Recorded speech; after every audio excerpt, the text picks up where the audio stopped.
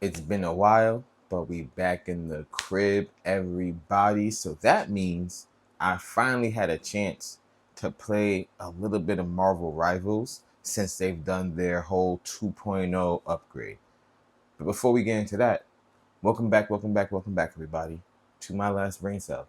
Happy Friday, Junior. I hope you had a good week. I don't know about you, but I'm still feeling those post DreamCon blues. But we're gonna move forward. Yeah, man. The more I thought about it, I am kind of glad I didn't do too much content because I feel like now I've seen too much content about DreamCon. And I know that sounds bizarre. Like I'm enjoying the brand new page of Aura Rangers, really enjoying their posts. I'm enjoying the people who are posting about the con who went to like enjoy it. But then there are those who are like there because they're freaked out, and I'm seeing too many of those posts too, and I want to go back to the pure side of DreamCon. But either way, still a great experience. Next year though, I will make sure I cosplay because I feel like having the cosplay does make it a little easier to insert yourself into interactions. But that's neither here nor there. What I really want to talk about today is Marvel Rivals, because it really does feel a little more foreign. And I think before I get into how different it feels, here's my question of the day. Why do some of you insist on not cooperating? Why? Like, what do you gain from that? This is a team-based game. We all have to have specific roles if we want the game to work. Why do some of you just insist on being hard-headed? It makes no sense. I was playing last night, and my team consisted of one tank, uh, three DPS, and two healers. The enemy tanks were ripping us apart because the healers didn't have like much protection. So the only tank on the team goes, "Yo, we need a Vanguard. Yo, we need a Vanguard." And none of the DPS would make any. They kept trying just different DPSs. It's like, why? Why won't y'all change? Me and the healer, we're healing. We're playing our part. We're dying, but we're doing the best we can. The tank is the only tank, and all our DPS suck. So one of you need to make a switch, and it's so infuriating when people refuse to cooperate because they just want to be dickheads. Like, what makes that fun? How is that entertaining for you? Are you getting paid off of being an asshole? Is that what it is? Because that's what it is. Kudos to you. Rage bait content and things like that really just, it makes no sense to me. It just makes no sense at all. But anyway, I had a chance to play Marvel Rivals, y'all, and ooh wee, I I really enjoy the fact, because like and I just went through a whole rant, but it was cool because in some other games, people would specifically pick other players based on what you picked, right? Like I was running Deadpool as a healer last night for the most part as I was playing, and someone picked Jeff because they had the Deadpool team up, and then someone on my team picked Hella because I had that ability for the Hella team up. So that was cool. But I do think the synergy that you can have on these teams is going to be frightening. If people like really play to their strengths, it's gonna be great. I played another game last night where I was staying. We lost, and it. I feel like my performance goes to show why the scoreboard doesn't always tell the tale, because I kept pushing to get my team forward. I had the Invisible Woman boost, so I was like pulsing heal to the rest of my team. I had some additional heal, or health, I should say. But we were playing against a Penny, and their defense was just impregnable for so long. It was very frustrating. So eventually, I was able to destroy the nest, and my team was making progress. And I think we, oh, did we win that game?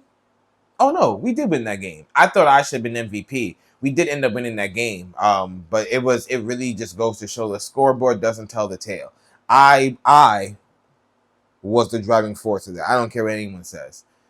I don't care what anyone says. But yeah, I'm really excited to see all that Marvel Rivals have, because I know I've just barely scratched the surface. Now, I don't use a lot of people on Marvel Rivals.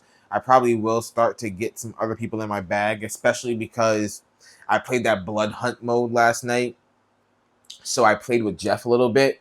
And I understand how he's super easy to use. So I kind of might want to try him out as a healer. I think I might try to get used to Punisher too for the same exact reason, because he's in the blood hunt mode.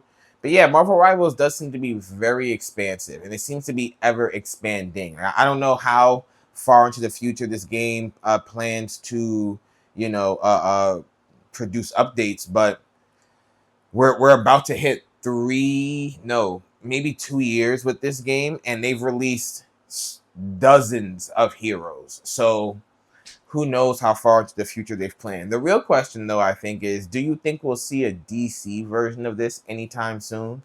I know we used to have, I think it was DC Universe Online. I never played that. Obviously, we had the Injustice games. But do you think we'll see like an actual DC hero shooter anytime soon? Me personally, I don't think so. I feel like the DC hero shooter will be reliant on the DC movies universe success. If the movie universe starts to gain traction and we see some success and we see the hype build appropriately and accordingly, then I think we'll start to see like a development of people wanting to see more DC games. But until then, I don't think we're going to see that. But again, that's just me. But let me know what you guys think. Do you think we're going to see a DC hero shooter game in the nearest future? How far into the future do you think Guang Guang and his homie have planned for Marvel Rivals? And if you're one of those people who are just so hard-headed in these games, why do you refuse to change? Put it in the comments. And while you do that, allow me to grab the Wheel of Fun. For the record, I am working on like a expansive, or I should say, an all-encompassing video for DreamCon. I know I let you guys down with clips of day 2 and 3. I have them. I just did not have a chance to like edit them properly.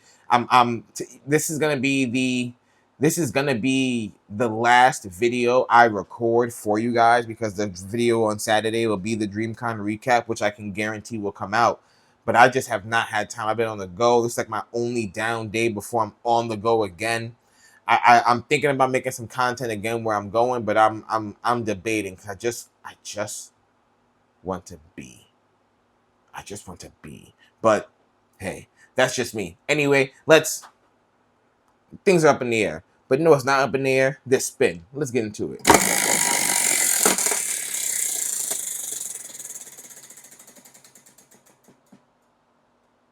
I won't lie. That was a little aggressive. But let's see what we got. About me. Man, it's so interesting too, because I was thinking about this the other day, about what else I could bring up about me. And I'll just be as transparent as possible. So, my girlfriend now, before her, I was probably the longest stint of me being single in like my adult life, because I've been in only and exclusively long-term relationships for the most part. And in that time frame, I had to really do some real deep diving and reflection about what kind of person I actually am. To kind of veer a bit, but eventually we'll intersect with what I'm talking about. When I was younger, I really wanted to open up my own nonprofit. I was probably about 16 when I came up with the idea, and I knew I wanted it to be for people like me, black and brown kids who potentially need just a little bit more of a boost to have a successful future. And I wanted to implement so much, right? Because there are things that we're just not taught, right? Money management, taxes, if you want to build a brand, the right way to do that, right? I wanted to be able to find the right people to bring in on this to make this idea come to fruition. One thing I realized about myself is that I was, and I think I'm beating the allegations a little bit now, but I was a very vengeful person. What does that mean, and what does that have to do with what I just said? When I was in high school, I was part of a program that took in black and brown kids, and was supposed to help them get a boost to have a really good future. The idea was we were going to be getting some like competitive education, for lack of a better word, to make us be able to compare or compete with our white counterparts who might have a little bit more of an edge when it comes to their education. And I hated it. I hated all of it. And I wish that we could have done something different. I wish it was a little bit better. And when I had this idea, or and looking back on it, I should say, I realized the only reason I had this idea is because I wanted to be better than them. It wasn't so much that I wanted to do it, I wanted to be better than them. I wanted to be able to say, ha, joke's on you. Look at what I've done. And that was a very hard pill to swallow. I had to look back at past relationships and see where I was that person. And I had to really dig deep to figure out how to not be that person. I started reading this book called The Let Them Theory.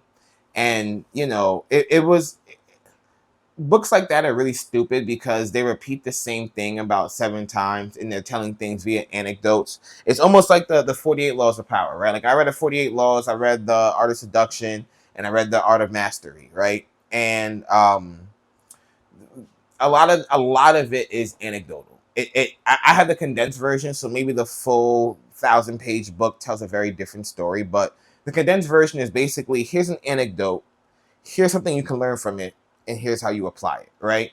And that's how the Let Them theory was, except that it wasn't as expansive as the 48 Laws and the other books that I mentioned before. It was basically just a long-winded way of saying when people piss you off, don't confront them. Just let them be, because eventually they're gonna get their comeuppance, right? Like, just let them be dickheads. Let them do what they want to do, right? And personally, I want to say that I don't condone disrespect, right? Like if you're disrespectful to me, I feel like I don't have to be respectful to you.